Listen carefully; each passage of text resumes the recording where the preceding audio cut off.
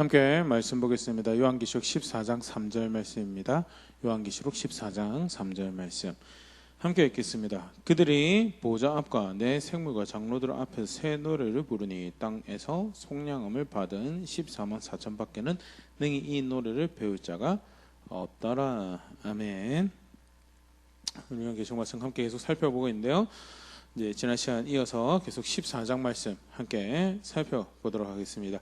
12장 13장에 걸쳐서 하나님과 하나님 백성을 대적하는, 특히 마지막 때 격렬하게 교회와 얼마 남지 않음을 알게 교회와 하나님을 대적하는 용과 짐승의 이 영향, 그 활동에 대해서 이렇게 표현하고 살펴보고, 그 와중에 그러면 누가 감히 그들의 횡포와 이 재앙 같은 시기 가운데 설 자가 있겠는가라고 할 때 14장 1절에 어린 양이 시온산에 섰고 그들과 함께한 14만 4천이 있더라는,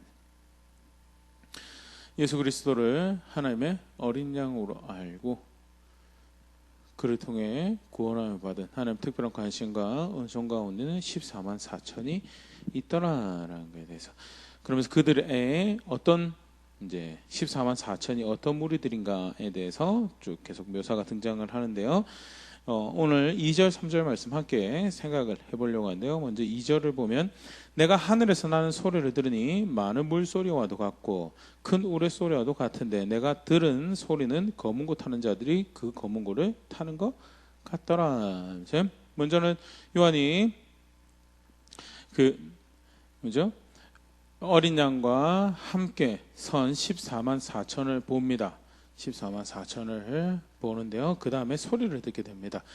이게 2절 표현이죠. 하늘에서 난 소리를 듣게 되고요. 많은 물소리 같은 굉장히 위압감 넘치는, 위험 넘치는 일종의 소리를 표현하는, 또 큰 소리를 의미하는 표현이고요. 그게 더불어서 그렇게 표현되죠. 큰 우레소리 같은 소리를 들었는데, 이게 실제로는 물소리가 아니고 우레소리가 아니고 검은 고 타는 자들이 그 검은 고를 타는 소리들, 그러니까 찬양의 소리, 음악의 소리죠.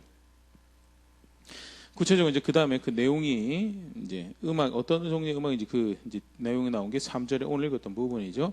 새 노래를 부르는, 특히 보좌 앞에서, 하나님 앞에서 부르는 새 노래를 부르는 이 모습이 쭉 묘사가 되어져 있는데요. 예배로서 드려진 찬양의 모습을 이제 볼 수 있는 부분이고요. 간단하게 이제 이 찬양에 대해서 조금 생각하고요. 또 그다음 모습들 좀 생각해 보겠습니다. 음악과 악기의 사용에 대해서 요한계시록 14장 2절만 보좌 앞에서 음악이 연주되는 게 아니죠. 요한계시록 5장 8절에서도 그 두루마리를 취하심에 내 생물과 이스라엘 장로들이 그 어린 양 앞에 엎드려 각각 검은 고와 향이 가득한 금 대접을 가졌으니 이 향은 성도의 기도드리면서, 어린 양 앞에서 그에게 예배하는, 예를 표현하는 장면에서 뭐가 등장을 하고 있냐? 검은 고가 등장을 하고 있는 거에 대해서. 오늘 본문에도 검은 고도 그렇고요. 그 요한계시록 5장 8절도 똑같은 단어가 사용돼요. 키사라라는 헬라어 단어인데요.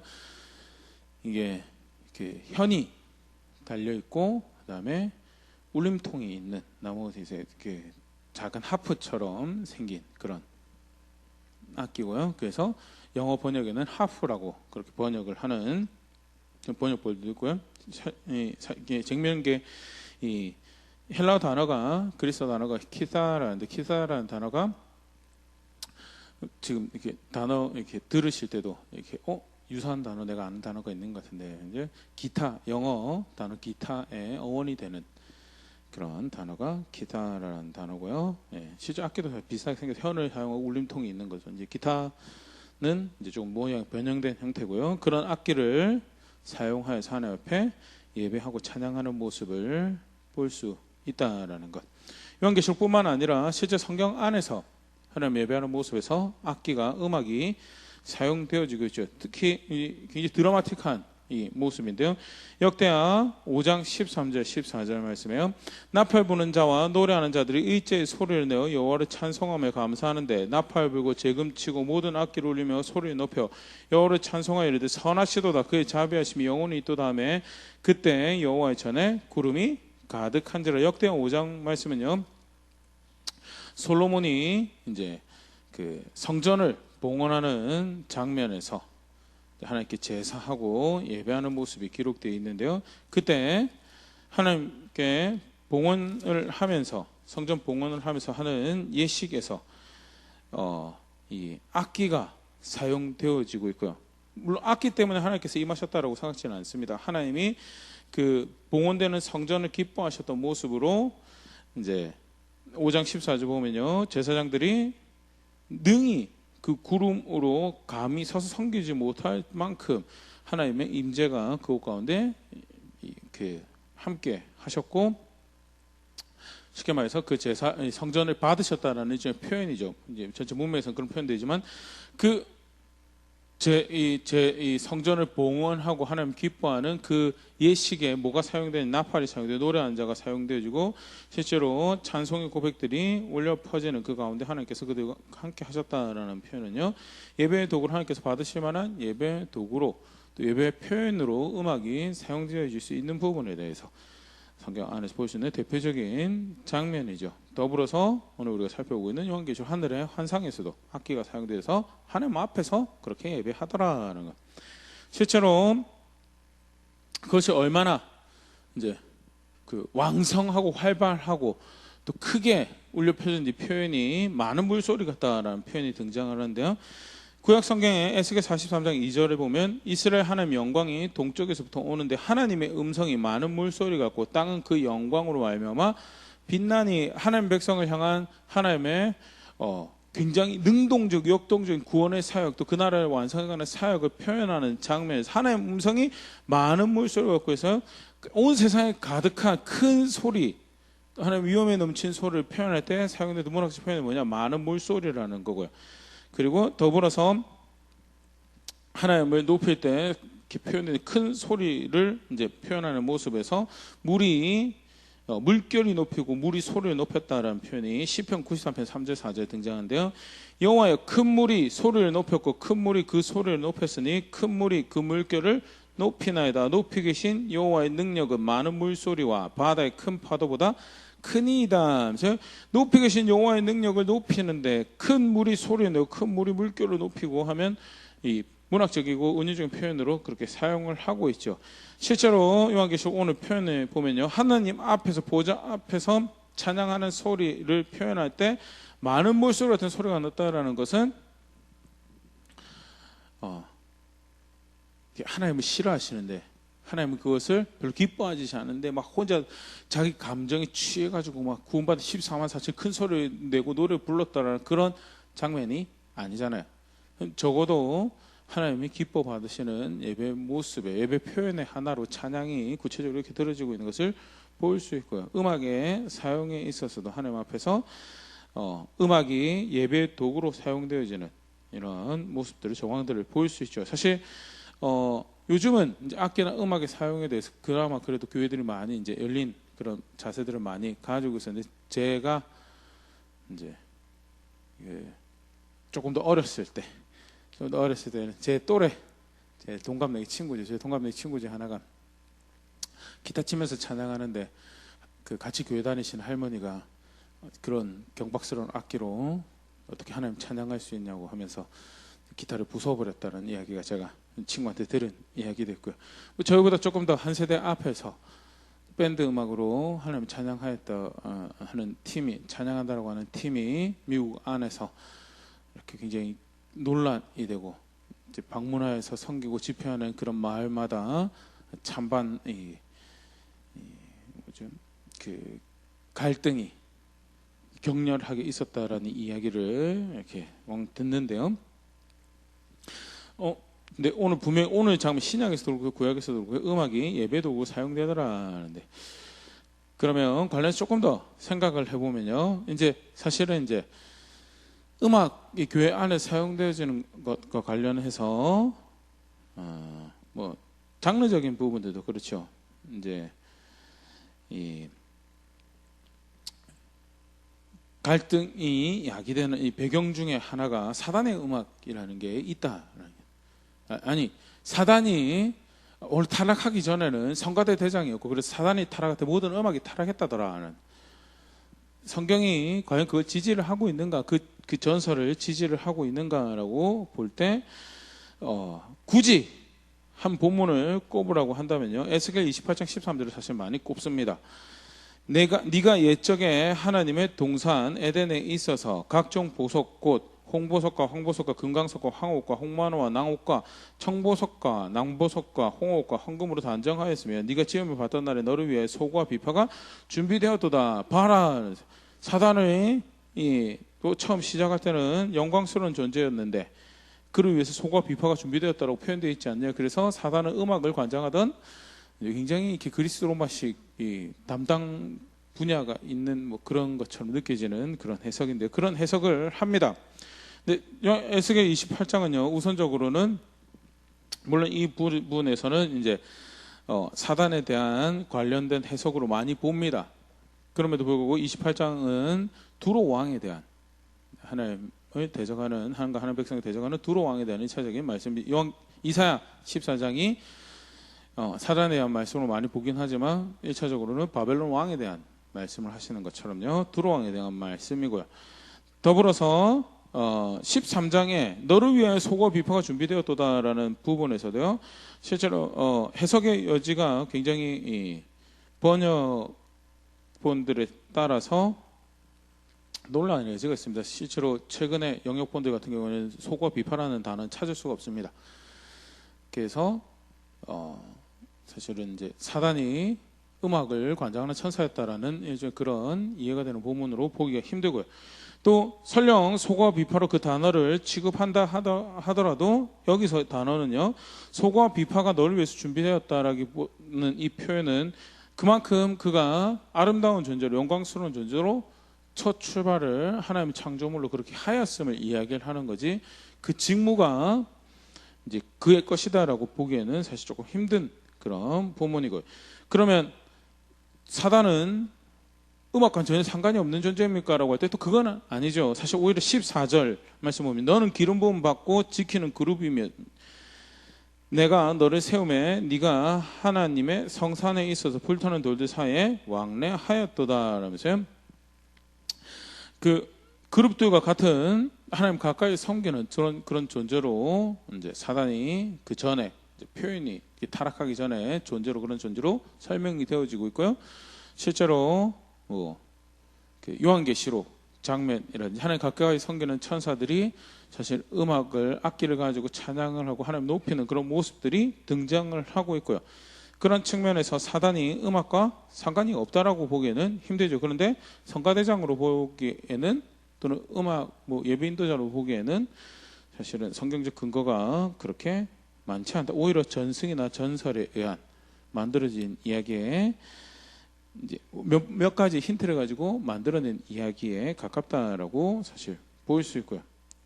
오해하지 마시고, 악기를 사용 안 하던 음악과 악기가 상관이 없다라는 것보다는요, 마치 이제 제가 이때까지 들었던 전설 같은 이야기는 이제 사단이 모든 음악에 이제 성가대 지휘자처럼 또는 예배 인도자처럼 그렇게 여겨지는 이야기들이 있었는데요. 실제 성경에서는 그런 근거는 찾아보기 힘들고, 하지만 찬양을 하고 음악으로 하나님을 섬기던, 가까이 섬기던 천사 중에 하나였다라는 그런 표현은, 사자 중에 하나였다는 표현은 우리가 볼 수 있죠. 오히려 그러면 그 사단의 음악 이런 표현보다는요, 음악이 이제 타락하는 모습에 대해서 그럼 성경에서 이야기하고 있지 않는가라고 할 때요, 음악 타락했죠. 원래 하나님 만드신 목적대로 사용하지 오히려 그게 더 익숙한 그런 개체가 되어버린 모습에 대해서 볼 수 있는 본문이 창세기 3장 17절 18절 말씀 보면요, 아담에게 이르시되 네가 너의 아내의 말을 듣고 내가 너에게 먹지 말라 한 나무의 열매를 먹었은즉 땅은 너로 말미암아 저주를 받고 너는 네 평생에 수고하여야 그 소산을 먹으랴. 땅이 내게 가시덤불과 엉겅퀴를 낼 것이라. 네가 먹을 것은 밭의 채소인즉. 하면서요, 타락하고 난 다음에 아담의 범죄함으로 해서 아담과 여자와 뱀이 저주를 받을 뿐만 아니라 땅도 대표자로 이렇게 세워놓던 아담이 타락해서 벌을 받고 저주를 받는 바람에 땅도 저주를 받는 그런 장면이 등장을 하고요. 음악 역시 그런 측면에서 이렇게 타락한 음악이 있다라는 것에 대해서 성경적 근거가 오히려 이 부분에서 근거를 대면요 훨씬 더 단단하지 않을까 개인적으로 그렇게 생각을 하고요. 분명한 것은 창세기 4장 21절 보면 최초의 악기를 잡은 악기 잡는 모든 자의 조상이 되었다라고 일컬어지는 사람이 유발이라는 사람이 등장합니다. 그의 아우 이름이 유발이니 이는 수금과 퉁소를 잡는 모든 자의 조상이 되었으며 하는데요. 이 유발은 가인의 혈통의 한 명이죠. 쉽게 말해서 창세기 6장에 갔을 때 사람의 딸의 조상이 되는 노아와 이제 에노스로 이어진 하나님 여호와의 이름을 불렀던 하나님의 아들들의 계보와는 다른 하나님을 떠나버린 그리고 자기들이 원하는 도시와 자기들이 원하는 문화를 만들어내는 하나님하고는 전혀 상관없는 하나님에 의해서 시작된 생명이고 문명이지만 하나님과 전혀 상관없는 자기들의 즐거움과 자기들의 것을 위해서 만들어낸 그런 문명의 그런 후손의 그런 계보의 한 명이 뭐하는 존재냐, 수금과 퉁소를 잡은 모든 자의 조상의 음악하는 자는 모든 자의 조상이 되었다라는 이런 모습이요. 본래 하나님께서 하나님의 찬양을 위해서 하나님의 예배를 위해서 사용했던 음악과 상관없는 그런 타락한 음악 또는 하나님과 상관없는 속칭 속된 음악이 있을 수 이게 있다라는 것에 근거가 성경적 근거가 되는 거죠. 음악의 타락한 모습에 대해서. 다시 정리하면 루시퍼란 단어 사실은 그렇죠. 이전에도 한번 이야기 드렸던 것 같은데 그 계명성을 지칭하는 라틴어가 루시퍼죠. 그래서 이사야 14장에 또 요한계시록의 계명성을 지칭한 단어에 루시퍼라는 단어가 사용됐어요. 근데 잘 모르다 보니까 사단의 이름이 루시퍼라고 이야기를 하는 줄 알고 이제 루시퍼를 사단의 이름처럼 사용을 하는데요. 성경은 그걸 지지를 하고 있지 않습니다. 그래서 사단으로 이렇게 표현한 게 성경적이고요. 또는 마귀라고 한글 성경에 표현되어 있죠. 그렇게 칭하는 것이 성경적이지. 루시퍼라는 개인적 이름, 퍼스널 이름, 오히려 사단이라는 것이 성경에서 말하는 퍼스널 이름으로 가깝지. 루시퍼라는 이름이 루시퍼를 이름처럼 여기는 것은 라틴어에 대한 무지에서 오는 안타까운 이야기다는. 그래서 라틴어를 실제로 사용하고 있는 천주교 로마 교회에서는 사단의 이름을 루시퍼라고 하지 않죠. 그리고 동일한 루시퍼라는 표현을 예수님을 향해서도 사용하고, 왜냐하면 요한계시록에 예수님을 계명성에 비유를 하고 있으니까 반짝이는 병에 비유를 하고 있는 부분에서요. 다시 본래 내용으로 돌아가세요. 그래서 성경적 이해에서 사단이 성가대장이었다라는 이해는 성경적 근거가 충분하다고 보기 힘들고요. 하지만 음악을 하던 천사였음에 대해서는 분명하고 그 사단의 타락이 음악의 타락이다라고 볼 수는 없는 부분에서요. 분명히 사단이 타락했음에도 불구하고 여전히 하나님 주변에서는 음악으로 악기로 찬양으로 예배하는 천사들이 존재를 했고요. 사단만 타락을 한 거예요. 그래서 그런데 타락한 음악은, 속된 음악은, 거룩한 음악이 아닌 속된 음악 분명히 존재하고 있음은 성경 안에서 찾아볼 수 있다라는 거, 그렇게 정리를 해주시면 좋을 것 같고요. 다시 본래 내용으로 돌아가면 음악과 악기가 예배에 사용되더라 오는 장면에서도 분명히 보일 수 있죠. 우리 중요하게 두 가지 정리할 수 있으면 좋을 것 같은데요. 먼저 예배의 도구로 음악을 이야기를 할 때요, 철저하게 우리가 조심해야 되고 또 배격해야 되는 모습이 있습니다. 그것은 자신을 높이는 음악은 철저하게 예배가 아니다. 음악이라는 너무 쉽게 우리가 접하고 이제 다루고 있는 문화의 한 모습이죠. 근데 예배의 도구로 사용될 때 이 타락한 음악의 모습처럼, 음악을 보통 취할 때 자기 기분과 감정을, 자기 자신을 위해서 음악을 사용하는데 철저하게 예배는 그런 식으로 사용해서는 절대 예배의 도구로서의 음악이 될 수가 없죠. 아까 잠깐 이야기 드렸던 바벨론 왕을 이야기를 하면서 타락한 존재를 빗대어서 이야기하고 있는 이사야 14장 13절 14절.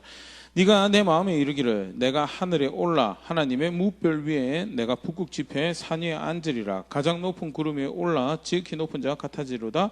같아지리다 하는도다. 성경의 가장 대표적인 타락의 모습이죠.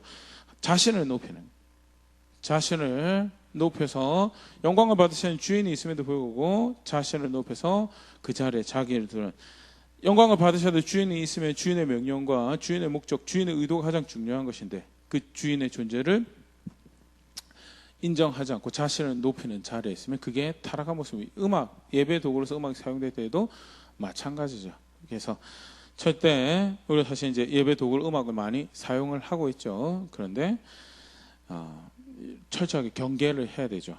그래서 그러면 자신을 높이는 음악이 어떤 게 자신을 높이는 음악이 될 수 있는가? 취향을 이야기하고 또는 문화 사대주의적인 입장에서 음악을 사용하는 것들이 사실은 이제 자신을 높이는 음악의 모습이 될 수 있겠죠. 우리 계속 쭉 봤지만요. 음악은 철저하게 하나님의 창조물이었다는 거예요. 하나님께서 사용하셨던 하나님 창조물이었고 하나님 높이기 위해서 존재하고 있는, 그것은 모든 음악이 사실 다 그렇게 사용될 수 있다는. 하지만 타락한 존재도 음악을 사용하였고 타락한 존재의 유혹에 넘어가서 동성을 죽인 가인의 계보를 쫓는 이들 가운데서도 음악을 도구로 사용하는 이들이 있었다라는 부분에 대해서, 그렇기 때문에 우리가 음악을 다룰 때 그 음악을 자신을 높이는 음악으로 사용을 할 수 있는데, 아까 좀 전에 얘기 드렸던 거죠. 이제 제가 공부하면서 이제 그런 분들을 이제 왕왕 마주하게 되는데, 이제 그 클래식 음악만 예배 음악으로 가능하고 팝 음악은 예배 음악으로는 좀 좋지 않다. 아예 대놓고 그걸 사단의 음악이라고 이야기하시는 그런 분들도 있는데요. 철저하게 문화 사대적인 입장으로 생각되어지는 모습이죠. 그래서 어떤 음악은 가치가 있는 음악이고 되고 안 되고, 그거를 누구 기준으로 이야기를 하고 있는가? 곰곰이 살펴보면 자기 기준으로 이야기를 하고 있는 거를, 물론 그런 거는 있어요.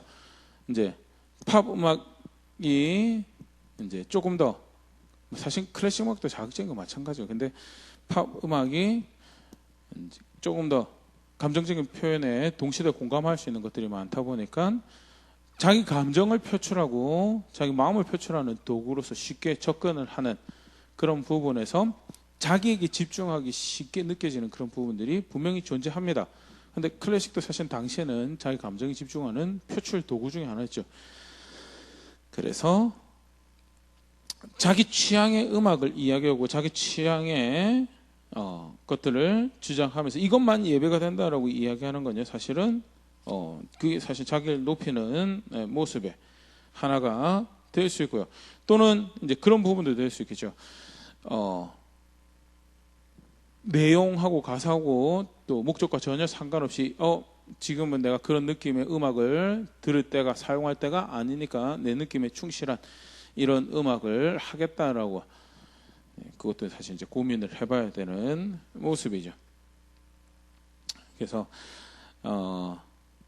자기 자신이 주인공이 되고 자기 자신이 목적이 되는 그런 도구로서의 음악, 절대 사실은 예배의 도구로 사용되기가 사실 어렵죠. 근데 이게 사실 이제 굉장히 본인이 정신을 차리고 있어야지. 이 음악이라는 것 자체가 예배자의 이제 마음을 격려를 하고 감정을 격려하고 열정을 돋구어서 하나님께 집중을 하고 그 마음의 생각에 원하는 고백들을 음률에 얹어서 하나님께 올려드릴 때 극대화가 되는 그런 기능들을 하는 부분이 참 탁월하죠. 그렇다 보니까 이게 음악을 내가 원하는 음악을 중심으로 하고 있는지 아니면 실제로 하나님 예배하기 위해서 내 마음을 실는 도구로 사용하고 있는 건지 본인이 잘 분별하고 이해해야 되고요. 정직해야 되는 그런 부분들이 있는 거에 대해서. 그리고 좀 전에 이야기 드렸던 문화 사대주의, 사실 그런 얘기 많이 들어봤으리라 생각되는데요. 락이나 또는 힙합 같은 음악들은 본래 태생적으로 사단의 음악이라고, 뭘 근거로 그렇게 이야기하시는지 잘 모르겠지만 분명히 문화적인 배경에서 그런 부분이 있는 거는 이해가 되긴 합니다. 그러니까 역사적 배경에서 저항을 표출하고 억압을 표출하는 도구로 사용되었던, 그렇게 탄생했던 음악들이기 때문에 다소 조금 더 강렬하게 표현되지는데, 또는 비트가 강하게 느껴지는 그런 부분들이 사단의 음악이라고 생각되어지고 망고 자기 기준이죠. 망고 자기 기준이고요. 클래식으로 치면 슈베르트 마왕 같은 곡들도 있는데 모든 클래식 음악들은 다 괜찮은 음악인 것처럼 그렇게 이야기하면요, 그거는 사실 건강한 자세는 아니라 생각되어지고요. 성경에서 이야기하는 걸로 보면 음악은 하나님 창조물이고요. 그래서 모든 음악은 원론적으로 하나님 찬양하기에 합당한 그런 도구들이 될 수 있다라. 대신에 정직하게 사용해야죠. 자기 자신을 위한 것, 리듬 타고 자기 감정을 북돋아서 어떤 음악을 통해 황홀경에 들어가는 자기 자신의 어떤 신비적 느낌을 추구하는 그런 도구로 사용되는, 그거는 지극히 예배 음악이 아니고요, 자기를 위한 도구가 되는 거고요. 성경에서 말하는 예배 도구, 영과 진리로 드린 예배 도구가 되기 위해서 사용되는 음악이라면요, 장르 다 상관없고요. 또는 그게 때때로는 이렇게 상황과 여건이, 요즘 사실 저희가 그렇게 하고 있죠. 코로나로 예배팀이 따로 모여서 연습하고 하는 것들이 서로 덕이 안 될 수 있다라는 판단하에서 간단하게 최소한의 예배팀 해가지고 찬양을 하고 있는데, 다 문제가 없다라고 생각하는 건요, 예배 도구이기 때문에, 그냥 도구이기 때문에 사실 반주가 없어도 예배하기 불편함이 없죠. 근데 중요한 것은 음악을 사용하는 데 있어서 영과 진리로 예배하는데 그때 도구적 역할을 잘 수행하는 것, 그렇게 도구적 역할을 잘 수행한다면 장르 또는 악기 상관없이 하나님 앞에서 사용되어 줄 수 있다는 것. 다만 아까 잠깐 얘기했던 것처럼 예를 들어서 요즘은 그런 분들 많이 없어요. 한 20년 전만 하더라도 일렉 기타는 사탄의 악기다라는 그런 이야기도 들어보셨어요. 생각되죠. 드럼, 어디 감히 교회에서 드럼을 치냐고 다 무지하면 그런 이야기를 하게 되는 것 같아요. 그래서 피아노 처음에 등장했을 때 술집이랑 바 같은 데서 연주하던 악기라 가지고 감히 교회에서 연주할 악기로 취급받지 못했다라는 음악 역사를 조금 알면요, 그러면 편집 버젓이 그 술집 악기가 교회에 한 중심, 교회 음악 한 중심이 들어와 있는 사태에 대해서, 사실 아까 이야기 드렸던데 20년 전에 논란이 되었던 악기가 지금 요즘은 교회 안에 들어와 있는 거에 대해서 굉장히 사실 일반화되어 있는 그런 분위기죠. 그래서 공부해야죠. 공부하고 성경을 근거로 이야기를 해야 되고, 다시 영과 진리로 드려지는 예배 도구라면, 하나님 요한복음 4장 24절 굉장히 중요한 예배 원칙이죠. 하나님 영이시니 예배하는 자가 영과 진리로 예배할지니라 하면서요, 하나님 영이시니 예배하는 자가 자신의 마음을, 자신의 영을, 자신의 생각을 담아서 예배하고자 하는 정신으로, 예배하고자 하는 자세로 하나님의 말씀에 동의하여서 예배하는 것이, 그게 어떻게 해서든 그렇게 하나님의 말씀에 동의해서 높이고자 하는, 성경에서 가르치는 대로 그 존재를 인지하고, 그렇게 상황과 내 기분은 동의를 하지 않더라도 그 말씀에 동의하여서 내 마음으로 하나님을 높이고자 하는 그 자세가 성경 굉장히 대표적인 영과 진리로 드리는 예배 기준이 되는 거죠. 그렇게 예배하는 것을 돕는 음악과 악기라면 사실은 성경에서 하는 것처럼 예배 도구로 충분히 음악과 악기가 사용될 수 있고요. 오늘 본문에도 기타라는 악기가 사용되어 14만 4천이 노래를 하는 모습이 이제 기록이 되어 있는데요. 그것이 우레소리와 같고 많은 물소리처럼 가득하고 왕성하고 활동적이게 하나님 앞에서 들어지고 있더라라는 것이 이제 오늘 요한계시록 14장 2절 말씀이고요. 14장 3절 말씀, 그런데 굉장히 흥미로운 이제 장면이 들어갑니다.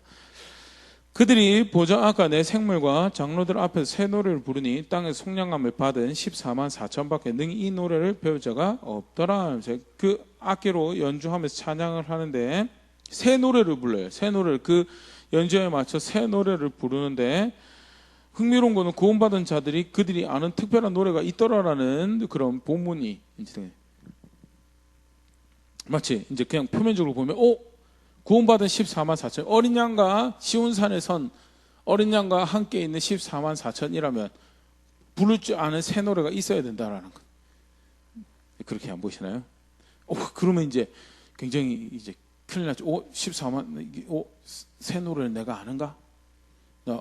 예수 믿고 그 용서 받았다고 그렇게 생각하고 교회도 다니고 성경도 읽고 나름 하나님 무엇을 기뻐하시는지 하나님께서 무엇을 싫어하시는지 배워가면서 그렇게 하나님 향한 걸음들 걸어가며 은혜의 주인으로 구원의 소망으로 유일한 하나님을 섬긴다라고 그렇게 살아가는데 나는 그 새 노래를 알고 있는가, 그 특별한 노래를 알고 있는가라고 접근할 수도 있는데요. 오늘 보면 같이 생각을 해보면요, 과연 이 새 노래를 성경에서 어떻게 표현을 하고 있는가를 같이 잠깐 볼 수 있으면 좋겠어요. 무엇보다도 이 기록하고 있는 사도 요한이 또 이 환상을 주시는 예수님이 느닷없이 신약시대에 등장하신 분이 아니라 모세와 선지자를 통해서 말씀을 주신, 그리고 약속을 성취하신 그 역사에 그 자락에 존재하고 있는 사도 요한이고, 그 역사의 중심에 오신 예수님이고, 그렇게 환상을 주시고 있는 부분이라는 측면에서 모세와 선지자들에게 주신 말씀에서 새 노래를 어떻게 취급을 하고 있는가를 보면 오늘 본문의 새 노래가 무엇을 의미하는지를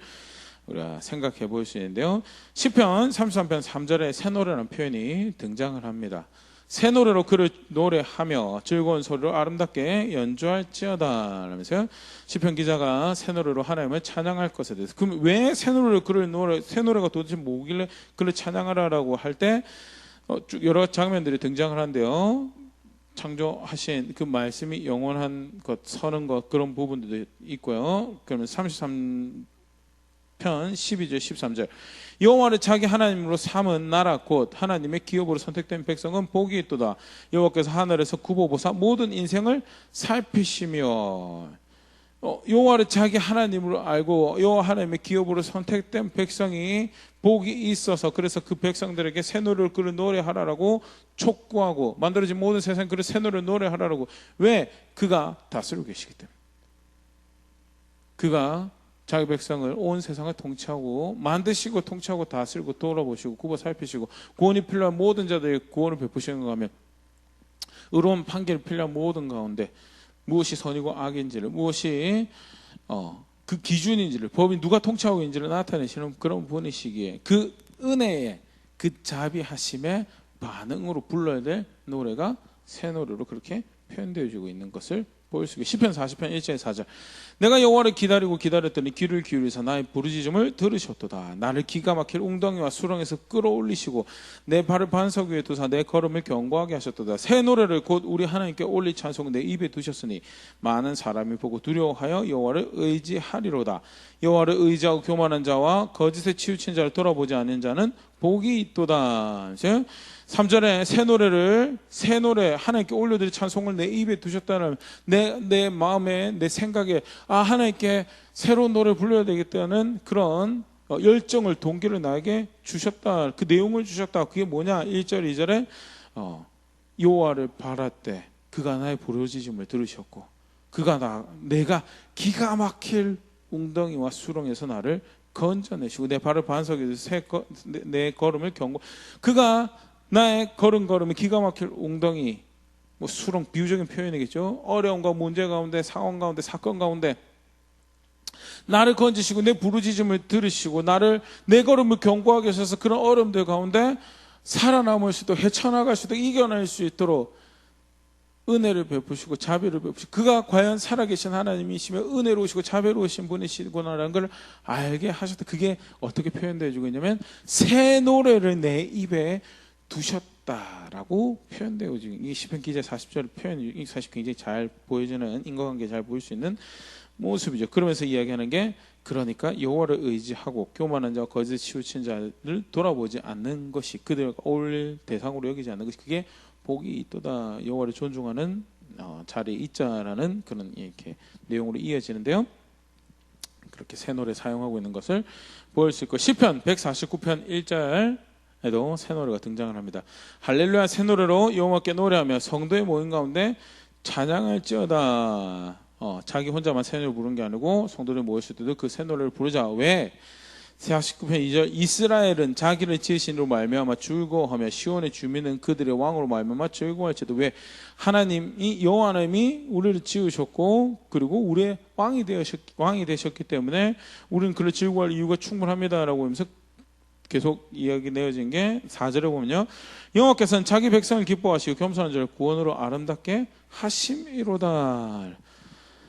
자기 백성을 기뻐하시며 즐거워하시며 그들을 그렇게 아끼시고 사랑하시며 돌아보시며 나아가서 그를 찾는 겸손한 자들에게 구원을 베푸시는 그런 분이시기에 그 구원을 베푸시는 하나님을 알기에 그리고 그가 우리의 창조주가 되시며 우리의 왕이 되신다는 사실을 알기에 우리가 여호와께 부를 새 노래를 우리의 입에 우리의 생각에 우리의 마음에 그를 향한 새 노래를 가득하게 해야 된다는 것이 시편 149편의 새 노래 이해고요.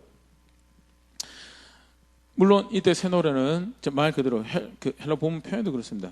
그냥 진짜 새 노래입니다. 새 노래인데 새 노래라는 이 표현 자체를 지금 어떻게 사용하고 있는가? 하나님께서 행하신 일에 하나님께서 내게 보여주신 그의 자비로우심과 은혜로우심에 하나님이 우리에게 보여주신 그 놀라운 은혜 우리가 화답하는 화답의 내용으로 표현하고 있는 거에 대해서 또 그런 장면을 굉장히 잘 보여주는 표현 중 하나가 이사야 42장 9절 10절이죠.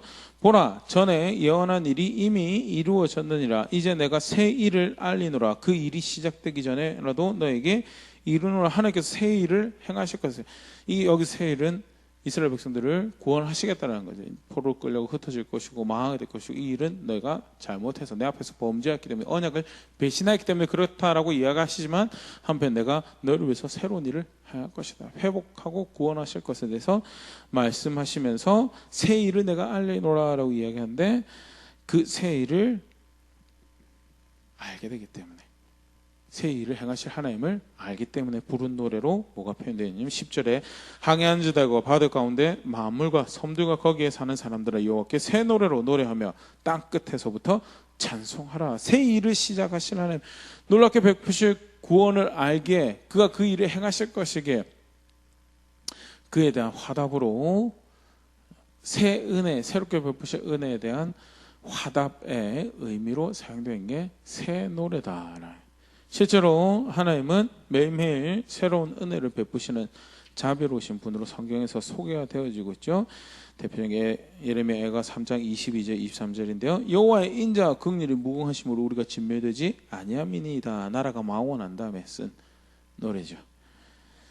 그럼에도 불구하고 그 가운데 여호와의 인자와 긍휼이 무궁하시다라는 사실을 새롭게 인지하게 되는 예레미야 모습. 그러면서 이것들이 아침마다 새로우니 주의 성실이 크시도소이다. 아침마다 주의 인자와 긍휼이 그 무궁한 인자와 긍휼이 새롭더라. 새롭게 우리를 살게 하시고 새롭게 그의 은총 가운데 거하게 하시고 새롭게 하나님 백성으로 하루를 또 그 앞에서 살아가게 하시는 그런 놀라운 은혜를 누리게 하시는 하나님이시구나. 그래서 너무나 신실하신 분이십니다. 예레미야의 고백, 성경의 하나님이시죠. 새로운 은혜를 베푸시는 늘 새로운 은혜를 베푸시는 매일매일 새로운 하루 가운데 마주하는 새로운 하루 가운데 물론 타락한 인간의 생각은 뭐 어제도 보호하셨는데 오늘도 보호하시고 어제도 살게 하시는데 오늘도 살게 하시고 아니죠. 정직하게 자기의 존재와 만드신 하나님 대상 인지하고 우리가 살아가는 세상을 이해할 때 오늘도 내가 숨쉬고 하루를 이렇게 살아간다는 것이 더더군다나 그냥 살아가는 것이 아니라 하나님 백성으로 여호와 하나님 나의 하나님으로 알고 그렇게 하루를 살아갈 수 있다는 사실이 얼마나 큰 은혜인지 그리고 그렇게 도움이 필요할 때 구원을 받을 수 있고 마음이 어려울 때 부르짖어서 억울함을 토로할 수 있고 그 절망감과 안타까운 마음을 토로할 수 있는 대상이 있다는 그리고 실제로 그가 살아계셔서 그가 들으시고 겸손히 그를 찾는 자들이 구원을 베푸시는 하나님이 그들의 하나님이 되신다는 사실은요 새로운 은혜고 그리고 그 새로운 은혜에 화답하는 반응으로 표현하고 지고 있는 하나님 백성의 자세 실제로 노래가 될 수 있는 게 이제 새 노래라고 표현되어지고 있는 게 이제 구약의 예고 시절 많은 학자들이 새 노래에 대한 표현으로 역동적이고 자연 발생적인 어떤 그 자세 무엇에 대한 하나님의 새롭게 베푸신 자비와 은혜에 대한 그 백성이 감사하는 또 그를 찬양하는 모습으로 이제 그렇게 이해를 하죠. 그렇게 치면요 오늘 요한계시록 14장 3절로 돌아와서 새 노래를 부른다라고 할 때 이 새 노래가 무엇을 의미하는가라고 하면요. 보면 14장 3절 그런 힌트가 등장합니다. 땅에서 속량함을 받은 14만 4천밖에 능히 이 노래를 배울 자가 없다라는, 쉽게 말해서 그 새 은혜는, 새롭게 주어진 은혜는 누구만 아느냐? 땅에서 속량함을 받은 14만 4천밖에 알지 못한다라는. 그래서 그들이 그 놀라운 새로운 은혜를 알고 화답하다. 그러면 결국 무엇을 의미하는가? 그들을 속량하신 새, 그리스도를 통해 베풀어 주신 새 언약의 은혜를 이야기해요. 실제로 요한이 이 글을 쓸 때는 어떻게 보면 예수님의 은혜는 그게 무슨 새거야, 70년, 약 70년이나 지난 은혜인데, 아니죠. 그게 새 은혜죠. 성경에서는 그게 늘 새 은혜이죠. 누가복음 22장 20절 저녁 먹은 후에 잔도 이와 같이 하여 이르시되 이 잔은 내 피로 세우는 새 언약이니 곧 너희를 위하여 붓는 것이라. 바울이 똑같이 인용합니다. 식후에 또한 그와 같이, 고린도서 11장 25절 식후에 또한 그와 같이 잔을 가지고 이르시되 이 잔은 내 피로 세운 새 언약이니 이것을 행하여 마실 때마다 나를 기념하라 하셨으니, 물론 누가는 후기 기록이죠. 근데 예수님께서 이것은 내 피로 세운 새 언약이라고 할 때라 바울이 고린도전서를 기록하며 새 언약이라고 하셨다고, 새 거라고, 새롭게 베푸시는 구원의 은혜라고 하셨다라는 게 물론 횟수로는 최소 30년 차이가 간격이 나죠. 그럼에도 불구하고 여전히 그것은 새 언약의 은혜죠. 새 언약의 은혜고요. 그렇게 칠 때 14장 3절의 새 노래는, 새 노래 자체가 사실 중요한 게 아니고요. 14만 4천이 누리고 있는 은혜, 그들이 알고 있는 은혜에 포커스가 맞춰져 있으며 그 받은 은혜를 아는 이들만 부르는 노래를 그들이 부르고 있더라는, 어린 양에 대한 찬사, 그 십자가를 통해 베푸신 구원, 하나님의 아들이 사람으로 오셔서 사람의 종의 형체를 가지시고 죽기까지 순종하셔서 구원하신 그 놀라운 희생과 사랑, 하나님이 어떻게 자기 백성을 돌아보셨는가 하는 그 모든 구원에 대한 찬사, 이 사실이 새 노래 안에 새 노래로 표현되어지는 거고요. 무엇보다도 그렇게 새롭게 주신 은혜를 알던 하나님 백성들만 부를 수 있는 노래를 그들이 부르고 있고, 그들이 용과 짐승의 그 마지막 때 모든 그 분탕질, 분을 뿜어내고 하나님을 대적하고 비방하는 그 모든 문화과 사회적 분위기 안에서 능히 시온산에 서신 어린 양과 함께 설 자들이다라는 거예요. 실제 계시록 안에 새 노래가 사실 그런 모습들을 보여주죠. 요한계시록 5장 9절 10절에서는 그들이 새 노래를 불러 이르되 두루마리를 가지시고 그 인봉을 떼기 합당하시도다.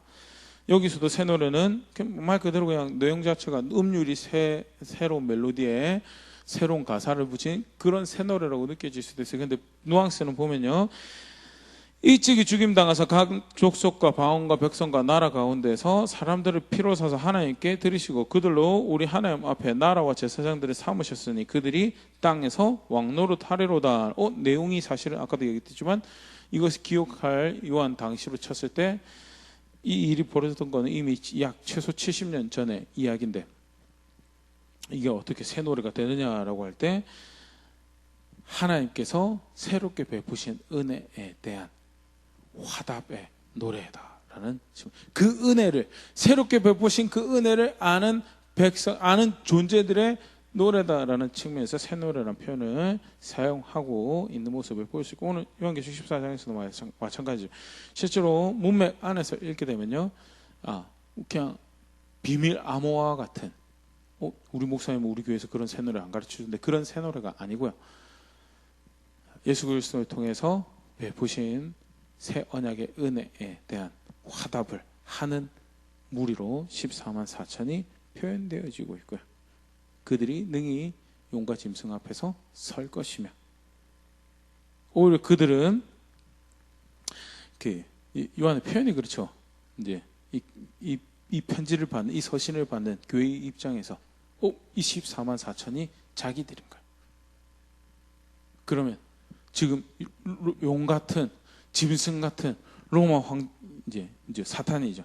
사탄과 로마 황제와 교회를 대적하는, 요한이 글을 쓸 때 당시가 도미티안 사후 이제 네로 지나고 또 제2의 네로라고 칭해지는 도미티안 교회를 박해하고 억압했던 무리들이 지나오는 그 격동의 시절 가운데 교회가 성도가 그 시온산에 선 어린 양을 아는 14만 4천이 뭐하고 있어야 되는 건가? 예, 새로운 은혜에 대한 감격과 그 기쁨으로 이 시기를, 그 어려움들을, 환난을 걸어가는 그런 무리들이라는 그런 표현도 이제 2차 족사들이 받았을 도전의 모습도 그런 모습에서 이렇게 생각해 볼 수 있지 않을까 생각되시는데요. 그게 교회고요, 그게 성도고요. 예수님을 통한 구원은 과거의 어떤 이야기가 아니라 새 노래로 불려지는 새 노래로. 아까 잠깐 그런 이야기 드렸었는데요. 구약의 백성이 매일매일 마주하는 하루하루가 여호와 하나님을 아는, 여호와 하나님 백성으로서 또 새롭게 마주하는 하루라면요. 오늘 교회는 이 마지막 때를 살아가고 있는 교회, 우리와 동시대를 살아가고 있는 이 땅의 모든 교회들은요, 예수 그리스도 안에서 마주하게 돼. 그 여호와 하나님을 자신의 구원의 하나님으로 아는 그런 하루하루를 새로 맞이하고, 그 가운데 자신의 모습을 보면 여전히 하나님 앞에서 합당한 생각과 내가 어떻게 내 수준으로 그 거룩하신 하나님과 함께 할 수 있다라고 여길 수 있는 건 내 존재를 정직하게 발견하고, 그러나 그 가운데 그리스도 안에서 나를 품으신 하나님을 알고 구원하신, 여전히 그래도 의롭게 여기시는 때 그 백성으로 여기시는 하나님의 은혜를 발견한다면요, 교회는 성도는 또 그 하루를 새 노래를 부를 수밖에 없는 게, 그게 그리스도 안에서 교회와 성도의 신앙이죠. 네, 굉장히 감격적인 그런 묘사고 장면인데요. 다시 한번 말씀 앞에 정직하게 돌아볼 수 있으면 좋을 것 같습니다. 새 노래를 부를 수밖에 없는 교회와 성도의 모습. 왜? 새 그리스도 안에서 새롭게 베푸신 하나님의 은혜를 아는 무리이기 때문에. 네, 그렇게 그 은혜를 알고 그 사랑을 알고 있는가? 나에게는 그런 감격이 있는가? 내가 오늘 마주하는 하루가 하나님 앞에서 그렇게 새 언약의 은혜를 아는 백성으로 살아봤는가? 그런 모습도 한번 생각해 볼 수 있으면 좋을 거고요. 내일이 허락된다면, 내일이 또 새롭게 우리에게 주어진다면, 교회로서 내가, 하나님 백성으로서 내가 걸어가야 돼. 내일은 어떤 하루야? 그리스도 안에서 용서받은 백성으로 더 이상 죽음의 공포에 두려움에 얽매여서 하루하루를 만들어가도 되지 않는, 만들지 않아도 되는 그런 구원받은 백성으로서 내가 내일 새로운 하루지만, 한 번도 살아본 적 없는 미지의 하루지만, 그럼에도 불구하고 날 향한 이미 주어진 새로운 은혜가 있음에 대해서 내가 어떤 하루를 걸어오고 어떤 하루를 만들어가야 될 건가, 그런 모습도 한번 생각해 볼 수 있으면 좋을 것 같습니다. 무엇보다도 마지막 때를 살아가는 하나님 백성과 하나님 교회가 불러야 될 새 노래가 있음에 대해서, 그리고 그것은 어떤 심미적인 몽환적인 상태에 들어가가지고 무슨 내용을 이야기하고 있는지 모르는 흥얼거리는 그런 게 아니라, 받은 은혜가 무엇인지를 아는, 새로 주신 은혜가 무엇인지를 아는, 그래서 내 마음이, 내 생각이, 내 의지가, 내 열정이 담겨져 있는 그런 선택의, 고백의 하루하루 한 걸음 한 걸음이어야 된다는 것. 실제 그렇게 걸어가며 우리가 주의 교회입니다, 주의 백성입니다라고 주를 향한 예배 고백들을 만들어가는 우리가 될 수 있으면 좋을 것 같습니다.